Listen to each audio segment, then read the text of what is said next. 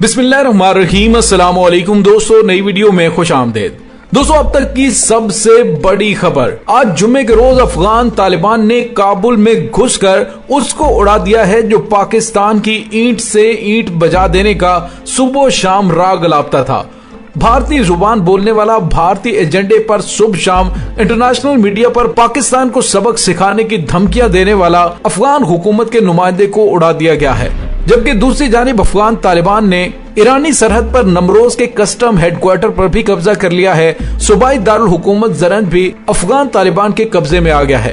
दोस्तों, इसके बाद अफगान तालिबान को क्या स्ट्रेटेजिक अहमियत हासिल हो गई है, इन तमाम तफसीलात के हवाले से हम आज की वीडियो में बात करेंगे। वीडियो की तफसील में जाने से पहले आप देख रहे हैं हकीकत की दुनिया डॉक्टर अली के साथ। हमारा चैनल सब्सक्राइब करके घंटी के निशान को दबाना मत भूलिएगा। इस वीडियो को ज्यादा से ज्यादा फेसबुक, व्हाट्सएप और सोशल मीडिया पर शेयर जरूर करें। शेयर और लाइक करने के साथ साथ कमेंट बॉक्स में पाक फौज जिंदाबाद, पाकिस्तान पाइंदाबाद और पाकिस्तान के गुमनाम हीरोज को सलाम का नारा कमेंट जरूर कीजिएगा। दोस्तों, अफगान तालिबान काबुल में घुस गए हैं और दोस्तों काबुल में घुसने के साथ ही अफगान तालिबान ने पहले उन शख्सियात को चुन चुनकर निशाना बनाना शुरू कर दिया है जो उनकी हिट लिस्ट पर हैं। अभी तक उन्होंने स्ट्रेटेजिक अहदाफ को अपने कब्जे में लेने का ऑपरेशन शुरू नहीं किया। सबसे पहले आपको पता है कि अफगान तालिबान के अलबदरी 313 यूनिट्स के 2 कमांडोज ने काबुल में 2 रोज पहले अटैक किया और उस अटैक के दौरान उन्होंने अफगानिस्तान में काबुल के वजीर दिफा को बम धमाके में उड़ाने की कोशिश की, लेकिन वो उसमें बच गया। अगले रोज फिर अफगान तालिबान की जानिब से काबुल के ग्रीन जोन में हमला किया गया और उसमें वो अफगानिस्तान के वजीर दिफा के घर में घुस गए और वहां पर फायरिंग होती रही, जिसमें 8 एहलकार मारे गए। दोस्तों, इससे आप अंदाजा लगा सकते हैं कि अफगान तालिबान ने काबुल में घुसने के बाद ये नहीं करना कि वो काबुल पर कब्जा करेंगे, बल्कि वो सबसे पहले उन शख्सियात को निशाना बना रहे हैं जो उनके लिए सबसे नापसंदीदा तरीन है। अफगानिस्तान के वजीर दिफा पर हमला करने की रीजन अफगान तालिबान के स्पोक पर्सन ने यह बताई थी कि उन्होंने बिस्मिल्लाह मोहम्मदी को इसलिए निशाना बनाया क्योंकि उसने अफगान फोर्सेस को ऑर्डर दिए थे कि वो किसी भी तखसीस के बगैर तालिबान और आम शहरियों को निशाना बनाए। दोस्तों, अफगानिस्तान की फौज की जानिब से जो ऑफिशियल स्टेटमेंट आई है उसमें उन्होंने कहा है, here is Herat, we have decided to keep fighting on arms length, not just out of fear of civilian casualties, but also because Heratis are Rome. Unlike the Taliban, we value our history and civilization. This is why we are fighting after all. उन्होंने कहा है कि हमें इस चीज की कोई परवाह नहीं है, हम इस चीज से बेखौफ होकर अब हम अफगान तालिबान पर हमले करेंगे।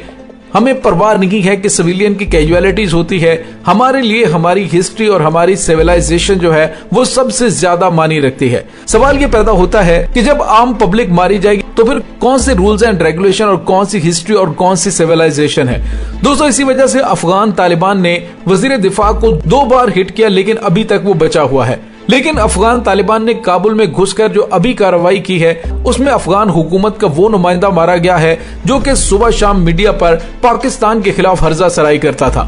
जी हाँ दोस्तों, अफगानिस्तान के वजीर इत्तलात को तालिबान ने काबुल में यानी उसके घर में घुसकर कत्ल कर डाला है।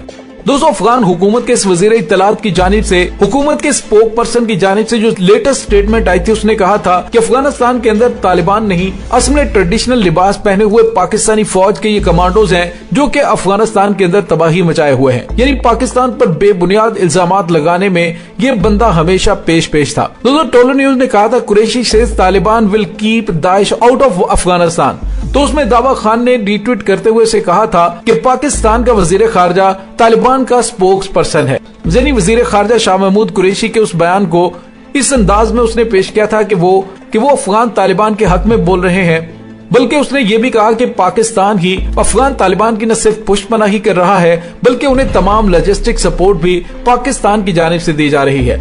और यहाँ तक कहा कि ये तालिबान असल में है ही नहीं, ये पाकिस्तान आर्मी है जो कि तालिबान के रूप में अफगानिस्तान के अंदर तबाही मचा रही है। दोस्तों, दावा खान के अफगानिस्तान के दारुल हुकूमत में घुसकर तालिबान की जानिब से निशाना बनाकर मारा जाना, ये काबुल में मौजूद अफगान तालिबान की तमाम लीडरशिप के लिए एक बहुत बड़ी अलार्मिंग सिचुएशन है। मतलब ये कि अफगान तालिबान की जानिब से अफगान हुकूमत की लीडरशिप को निशाना बनाया जाएगा, उसके बाद इलाकों पर कब्जा किया जाएगा। दोस्तों, अफगान तालिबान के दावा खान को मारे जाने के बाद अब अफगान हुकूमत और भारतीय मीडिया की जानिब से प्रोपेगेंडा शुरू कर दिया गया है कि चूंकि ये बंदा पाकिस्तान के खिलाफ बोलता था, इसलिए पाकिस्तान ने तालिबान को कहा कि पहले इसको सबक सिखाओ, और फिर तालिबान ने जाकर दावा खान को कत्ल कर दिया। दोस्तों, ये बेबुनियाद और घिनौने इल्जामात पाकिस्तान पर लगाकर अमेरिका, भारत और अफगान हुकूमत अपनी नाकामियों को पाकिस्तान पर डालने का ड्रामा कर रहे हैं।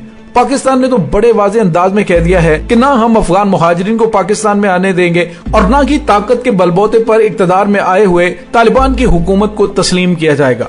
दोस्तों, ये तो वक्त ही बताएगा, लेकिन इस वक्त सूरत हाल ये है कि तालिबान अफगानिस्तान के पहले सूबाई दारुल हुकूमत पर कब्जा कर चुके हैं। हलमांद सूबे के 10 में से 9 इजला तालिबान के कंट्रोल में है। लश्करगाह भी तालिबान के कब्जे में आ चुका है। और अब जो एक और ताजा तरीन खबर सामने आई है वो ये है कि अफगान तालिबान ने ईरानी सरहद पर नमरोज के कस्टम हेडक्वार्टर पर कब्जा कर लिया है। दोस्तों, यहाँ पे आपको ये बताते चलेंगे, ज़रंज वो इलाका है जो कि पाकिस्तान, ईरान, भारत, अफगानिस्तान और ईरान को सेंट्रल एशिया से मिलाने का रास्ता है। इस इलाके पर कब्जा होने के बाद अफगान तालिबान को स्ट्रेटेजिक अहमियत हासिल हो गई है, यानी उन्होंने एक ऐसे रास्ते पर कब्जा कर लिया है जिसके जरिए वो मुख्तलिफ ममालिक के साथ बारगेनिंग कर सकता है। तो दोस्तों, यहाँ पे आपको ये बताते चलें कि अभी जो सूरत हाल पैदा हो चुकी है, अफगान तालिबान काबुल के अंदर घुसकर अहम हुकूमती शख्सियात को निशाना बनाने का आगाज कर चुके हैं, जिसका मतलब ये है कि पहले फौज से लड़ने की बजाय गुरिल्ला कार्रवाइयां करते हुए लीडरशिप को खत्म किया जाए। जब लीडरशिप ही नहीं होगी तो फिर उसके बाद काबुल पर कब्जा करना कोई मुश्किल काम नहीं होगा, और अफगान तालिबान का मुतालिबा ही हुकूमत को खत्म करना है। दोस्तों, इस वक्त हुकूमत मुख्तलिफ जराए से मुतअद्दिद कोशिशें कर चुकी है कि किसी तरह से अफगान तालिबान के साथ मुज़ाकरात करके पावर शेयरिंग का फार्मूला आजमाया जाए, लेकिन अफगान तालिबान को अपना सारे का सारा इक़्तिदार नजर आ रहा है। अब वो क्यों कर पावर शेयरिंग करेंगे। दोस्तों, यहाँ पे आपको ये बताते चलें कि अफगानिस्तान में खराब होते हुए हालात की वजह से अब तक तकरीबन अफगानिस्तान में 3.5 लाख के करीब लोग बेघर हो चुके हैं, लेकिन अफगान हुकूमत की जानिब से इसकी कोई परवाह नहीं की जा रही, बल्कि अफगानिस्तान के वजीर दिफा की जानिब से अफगान फोर्सेस को यह हुक्म दिया गया है कि वो सिविलियन की परवाह किए बगैर जिन इलाकों में अफगान तालिबान मौजूद हैं वहां पर डायरेक्टली फायर खोलें। दोस्तों, इसी वजह से अफगानिस्तान के अंदर बड़े पैमाने पर सिविलियन कैजुअलिटीज भी हो रही हैं, और अफगान तालिबान ने अफगान फौज के साथ लड़ने के लिए जो हिकमत अमली तरतीब दी है उसमें उन्होंने इलाके बिल्डिंग्स को मोर्चे बनाया हुआ है, और ऊंची ऊंची बिल्डिंग्स पर उनके स्नाइपर्स मौजूद हैं जो कि हुकूमती फोर्सेस को निशाना बना रही हैं। दोस्तों, ये बात तो तय है कि अफगान हुकूमत सिर्फ चंद दिन की मेहमान है, लेकिन अफगान सदर अशरफ गनी मुल्क के अंदर खाना जंगी करवाने के घनौने मंसूबे पर अमल दरामद के लिए अमरीकी और भारतीय इमा पर ये सब कुछ कर रहा है। अगर बर वक्त फैसला ना किया गया तो अफगानिस्तान की हुकूमती लीडरशिप इसी तरह से कत्ल कर दी जाएगी। दोस्तों, इसके साथ ही डॉक्टर अली को इजाजत दीजिए। इंशाल्लाह बहुत जल्द मिलते हैं एक नई वीडियो में। तब तक के लिए अपना बहुत सारा ख्याल रखिएगा। पाक फौज जिंदाबाद, पाकिस्तान पाइंदाबाद, पाकिस्तान के गुमनाम हीरोज को सलाम। अल्लाह वारिस।